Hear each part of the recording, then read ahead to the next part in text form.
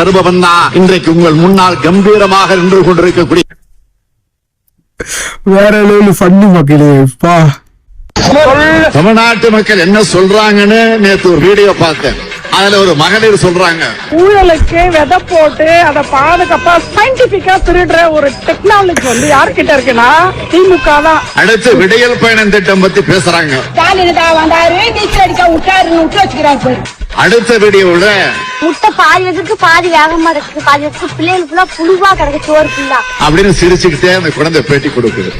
இன்னொரு கல்லூரி படிக்கிற தம்பி பேசுறாரு, 4000 கோடி ரூபாய் செலவு பண்ணி காவா சீரமைச்சதுனால வெள்ள தண்ணி எல்லாமே டைரக்டா சீக்கு போயிருச்சு. அப்புறம் நீங்க பின்னாடி பாக்குற காரு கூட மூழ்கி இருக்கிறது வெள்ள தண்ணியால இல்லங்க, எங்க பக்கத்து டங்குகள் மோட்டரை போட்டுட்டு ஆஃப் பண்ண மறந்துட்டாரு, அந்த தண்ணி ஓவர்ஃப்ளோ ஆகி தான் மூழ்கி இருக்கு. இப்படி தமிழ்நாட்டில் இருக்கிற எல்லா குடும்பத்திற்கும் பார்த்து பார்த்து பல திட்டங்களை தீட்டி தருபவன் தான் இன்றைக்கு உங்கள் முன்னால் கம்பீரமாக